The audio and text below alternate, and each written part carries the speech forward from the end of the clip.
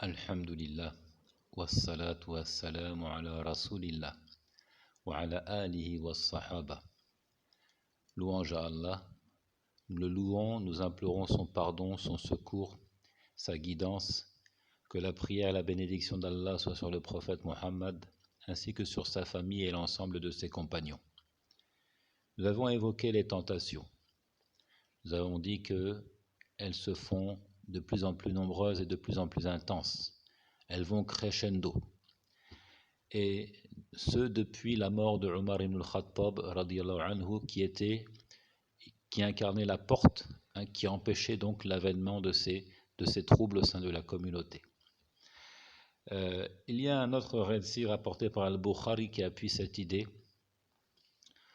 عن الزبير بن عدي قال أتينا أنس بن مالك رضي الله عنه فشكونا إليه ما نلقى من الحجاج فقال اصبروا فإنه لا يأتي عليكم زمان إلا والذي بعده شر منه حتى تلقوا ربكم سمعته من نبيكم صلى الله عليه وسلم. D'après donc Al-Zubayr ibn Adi, nous sommes allés auprès de Anas ibn Malik, qu'Allah soit satisfait de lui, pour nous plaindre de ce que nous subissions de la part de Al-Hajjaj. Donc Anas ibn Malik est un compagnon qui a vécu très longtemps, qui a atteint un âge avancé et qui était encore vivant donc du temps de Al-Hajjaj ibn Yusuf al-Thaqafi, ce dirigeant injuste, qui a fait beaucoup souffrir les croyants. Donc Az-Zubair ibn Adi rappelle ici qu'ils sont allés auprès de Anas ibn Malik en sa qualité de compagnon du prophète alayhi salatu wassalam, pour se plaindre et pour savoir quelle attitude adopter. Faqala isbiru, il leur a dit patientez, il leur a dit endurez. Fa innahu la ya'ti alaykum zaman illa wallazi ba'dahu sharrun minhu. Pas une époque ne se présente à vous sans que la suivante ne soit pire encore. Hatta talqahu rabbakum, jusqu'à ce que vous rencontriez votre Seigneur. Donc il y a ici, n'est-ce pas, ce qui confirme ce qui avait été dit, les épreuves, les tentations, elles gagnent en intensité, elles vont crescendo. Pas une époque ne se présente à vous sans que la suivante ne soit pire encore, jusqu'à ce que vous rencontriez votre Seigneur. Je l'ai entendu de votre prophète, à lui les éloges et le salut. وعند الترمذي أن النبي صلى الله عليه وسلم قال إن من ورائكم أياما الصبر فيهن مثل القبض على الجمر. Nous citons encore ce récit de At-Tirmidhi qui rejoint celui qui a été cité dans le premier enregistrement. Il dit ici, alayhi salatu wassalam, il y a devant vous, il y a dans ce qui est à venir des jours durant lesquels l'endurance est de rigueur, durant lesquels la patience est requise, la patience qui sera comme la saisie d'une braise incandescente. Donc là, on rejoint les termes du récit cité lors du dernier enregistrement qui disait « Ya'ti ala nas zaman al-qabidu ala dini kal-qabidi ala al-jamr » viendra un temps pour les gens durant lesquels donc celui qui agrippe fermement sa religion sera comparable à celui qui tient une braise incandescente dans le creux de sa main. Il a encore ici dit une braise incandescente. Lorsqu'il dit la patience est comme la saisie d'une braise incandescente, c'est-à-dire la patience dans la pratique de la religion, dans la pratique de l'islam. Puis il ajoute alayhi salatu wassalam لِلْعَامِلِ فِيهِنَّ مِثْلُ أَجْرِ 50 رَجُلًا يَعْمَلُونَ مِثْلَ عَمَلِكُمْ. Ici, il fait une bonne annonce aux croyants. Il les encourage à la patience, à l'endurance en disant celui qui œuvre en ces jours aura la récompense de 50 hommes qui font ce que vous faites. 50 hommes, la récompense de 50 individus dont l'œuvre est comparable à la vôtre. Et il s'adresse ici, n'est-ce pas, à ses compagnons. D'ailleurs, Abdullah ibn al-Mubarak dit وَزَادَنِي غَيْرُ عُتْبَةٍ قِيلَ يَا رَسُولَ اللَّهِ أَجْرُ 50 مِنَّا أَوْ مِنْهُمْ قَالَ بَلْ أَجْرُ 50 مِنْكُمْ. Dans une version, donc, on dit ô messager d'Allah, c'est-à-dire la rétribution de 50 des hommes d'entre eux ou d'entre nous. Les compagnons étaient interpellés par ces propos-là. Comment 150 d'entre nous? Peut-être qu'ils ont mal compris. Tu voulais dire 50 d'entre eux ou d'entre nous? Et il a confirmé, alayhi salatu wassalam, la rétribution de 50 d'entre vous. Donc, d'énormes rétributions, d'énormes récompenses sont prévues pour ceux qui s'agrippent à leur religion à la fin des temps en période de troubles et de tentation. Ici, il ne faut pas confondre deux choses. Il ne faut pas confondre al-ajru ou al-fadlu. Al-ajru, c'est la rétribution, c'est la récompense. Al-fadlu, c'est le mérite. Donc, les compagnons, certes, ils ont d'énormes récompenses. Lahum ujur ha'ilatun la tu'ad wa la tuhsa. Ils ont des récompenses plus grandes que des montagnes. Et pour preuve que le prophète alayhi salatu wassalam a dit Man sanna fil islam sunnatan hasanatan falahu ajruha wa ajru man amila biha min ghayri an yanqusa min ujurihim shay'a wa man sanna fil islam sunnatan sayyi'atan kana alayhi wizruha wa wizru man amila biha min ba'dihi min ghayri an yanqusa min awzarihim shay'a. Dans ce qui est rapporté par Muslim, celui qui initie dans l'islam une bonne tradition prophétique, alors il en aura la rétribution, mais aussi la rétribution de tous ceux qui la pratiqueront après lui, sans que cela n'enlève rien à leur récompense à eux. Et pareillement, celui qui initie une mauvaise pratique dans l'islam, quelque chose qui va à l'encontre des enseignements, notamment les innovations religieuses, il emportera le fardeau, et le fardeau de tous ceux qui le suivront sur ce sentier après lui, sans que rien de leur fardeau à eux ne soit diminué, sans que rien de leur faute à eux ne soit diminué, non pas l'excuse à suivre un innovateur. Donc ce qui nous importe ici, c'est de souligner que effectivement les compagnons sont les gens de la première génération, ceux qui ont pratiqué les enseignements du prophète, alayhi salatu wassalam, les premiers, et qui ont été imités, suivis en cela par des millions, et plus même des milliards d'individus à travers les siècles jusqu'au jour d'aujourd'hui. C'est dire qu'ils ont la rétribution de tous ces milliards de musulmans qui ont œuvré de la manière dont eux ont œuvré. Donc leurs récompenses, leurs rétributions sont immenses, incommensurables.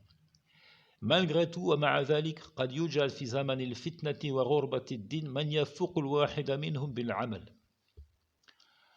Et pourtant, donc, nous voyons à travers ce récit précité qu'en temps de tentation, d'épreuve, notamment à la fin des temps, celui qui s'agrippe à sa religion, celui qui pratique l'islam, qui patiente et qui endure, il aura la rétribution de 50 d'entre eux. أما الفضل فلا يمكن أن يتفوق عليه أحد خاصة فضل السبق. Mais, nous l'avons dit, nous le répétons, ça ne veut pas dire qu'il y a plus méritant que les compagnons. La rétribution, c'est une chose et le mérite en est une autre. Il n'y a pas plus méritant que les compagnons. Personne ne peut les égaler, personne ne peut les rattraper, notamment en ce qui concerne as-sabq, c'est-à-dire ils ont devancé les autres. Ils ont été les premiers, et personne ne peut prendre leur place. Personne ne peut remonter le temps pour les devancer. Donc ce mérite-là, le fait d'avoir été les premiers à croire, les premiers à pratiquer l'islam, ils sont les seuls à le détenir et personne ne pourra les concurrencer sur ce terrain-là. Radiyallahu anhum ajma'in, qu'Allah soit satisfait de tous. Allah Azza wa Jal nous dit à ce sujet والسابقون الأولون من المهاجرين والأنصار والذين اتبعوهم بإحسان رضي الله عنهم ورضوا عنه وأعد لهم جنات تجري تحتها الأنهار خالدين فيها أبدا ذلك الفوز العظيم. Donc le verset 100 de la sourate 9. Les tout premiers précurseurs parmi les émigrés et les auxiliaires, ainsi que ceux qui les auront suivis sur la voie du bien, Allah les agréera comme ils l'agréeront. Il a ménagé pour eux des jardins sous lesquels coulent les ruisseaux, où ils séjourneront à tout jamais. Tel est le succès suprême. Sabiqun al-awwalun, donc les tout premiers, les précurseurs.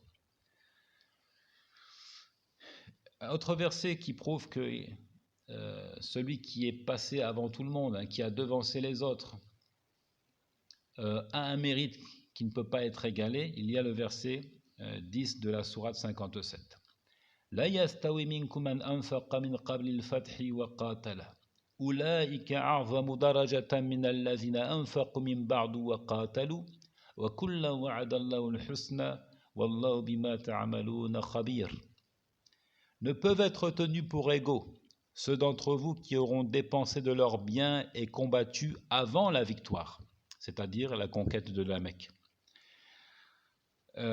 Donc ils ne peuvent être tenus pour égaux avec les autres. Donc, ceux-là occuperont un rang plus élevé que ceux qui auront dépensé de leurs biens et combattu après la victoire. Mais à tous, Allah a promis la plus belle récompense, c'est-à-dire le paradis. Allah est de tout ce que vous faites parfaitement informé. Donc clairement ici, on donne le mérite à ceux qui ont devancé, qui ont dépensé de leurs biens et qui ont combattu avant la prise de la Mecque. Ils sont meilleurs que ceux qui ont dépensé et combattu après la conquête de la Mecque.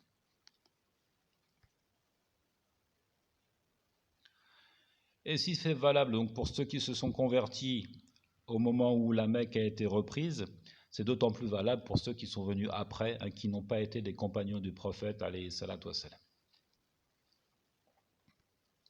Donc ce récit, il est très très important, rapporté par Tirmidhi au numéro 3058. Certes, les jours à venir requièrent de l'endurance, de la patience. C'est dire qu'ils vont être difficiles. Ils vont être encombrés d'embûches, d'épreuves, de tentations en tout genre. Mais, comme il l'a dit, et ça doit nous donner le courage de patienter, celui qui œuvre en ces jours de grands troubles, de tentations, aura la rétribution de 50 des hommes parmi les compagnons. 50 individus qui œuvrent comme les compagnons ont œuvré. Donc le mot-clé ici, le maître mot, c'est al-amal, c'est l'œuvre, c'est le passage à l'acte. Nous l'avions déjà dit.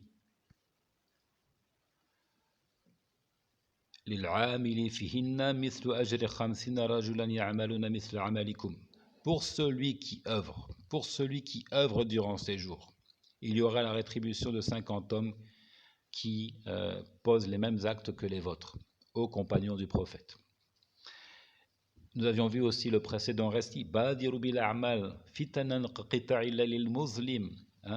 devancez les tentations.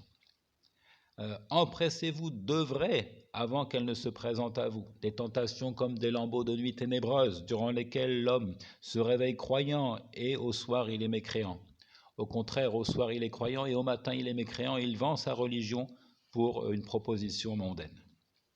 Le maître mot ici, c'est l'œuvre. C'est l'œuvre qui permet le succès, qui permet d'être raffermi sur sa religion. D'ailleurs, Allah Azza wa Jal nous dit, verset 66 de la sourate 4, وَلَوْ أَنَّهُمْ فَعَلُوا مَا يُعَظُونَ بِهِ لَكَانَ خَيْرًا لَهُمْ وَأَشَدَّ تَثْبِيتًا. Et s'ils avaient exécuté ce à quoi ils étaient incités, c'eût été certainement bien mieux pour eux et leur foi en eût été plus solide. Ashadda tathbitan, ils en auraient été plus raffermis. Comment se raffermir? En exécutant ce à quoi nous sommes incités, en passant à l'acte, en mettant en pratique les commandements d'Allah subhanahu wa ta'ala. Qu'Allah donc nous raffermisse tous sur sa religion, qu'il nous aide à surmonter les épreuves avec succès, à traverser ces temps de tentation, d'épreuves qui vont aller crescendo, qui vont être de plus en plus graves, de plus en plus terribles pour les croyants, et qui vont nous secouer donc comme les vagues en un jour de grande tempête. Qu'Allah nous assiste, qu'Allah nous pardonne et qu'Allah nous ramène vers lui en serviteurs soumis. Wallahu ta'ala a'lam.